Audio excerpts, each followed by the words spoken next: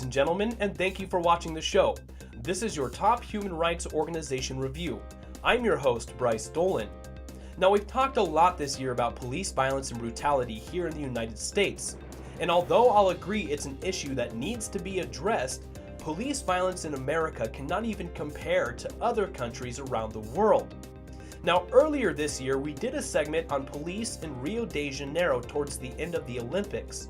People in Rio are actually more afraid of the police than they are of drug lords, and refer to the police as death squads.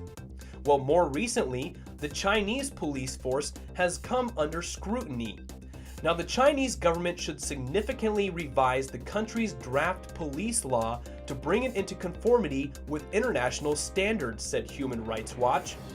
Police abuses caught on tape and widely viewed have made the force deeply unpopular, said Sophie Richardson, China director at Human Rights Watch. But the draft revisions to the police law do little to make the police more accountable and actually expand the force's powers in ways that could exacerbate abuses. Specifically, Human Rights Watch is concerned that the draft revisions will allow police to use firearms under conditions that go well beyond those permitted by international standards, including against people peacefully advocating for human rights or criticizing the Communist Party.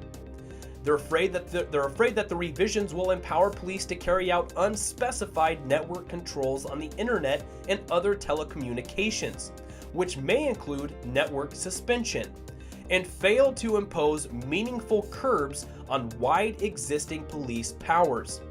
Now, Human Rights Watch has for many years documented a range of police abuses, including the use of torture against criminal suspects, pervasive surveillance and censorship, repression of ethnic minorities, violence and detention against peaceful activists, harassment of non-governmental organizations, violence against journalists, and the use of force to break up peaceful protests. Now, the Chinese government needs to impose strict limits to curb police powers and procedural safeguards that actually protect civilians from abuses, Richardson said. The revisions to the police law provide an opportunity for real reform, if the authorities choose to seize that chance. So, unfortunately, this police law is going under some revisions, and these revisions really have Human Rights Watch worried about the innocent civilians in China. These revisions are essentially giving the police more power. And according to Richardson, this is a great opportunity for the authorities to make real reform in the police force. But unfortunately, they are doing the exact opposite. Now, ladies and gentlemen, if you want to check out this article yourself, you can find the link below in the description. It'll take you directly to the article on the Human Rights Watch website.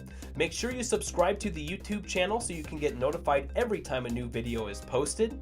Give our Facebook pages a like. We have 3, your top intelligence agencies, your top human rights organization, and your top think tank. So make sure you go like all 3 of those pages. Follow us on Twitter at GidsUSA. But that does it for the show today, ladies and gentlemen. I want to thank you for watching. This was your top human rights organization review. I was your host, Bryce Dolan.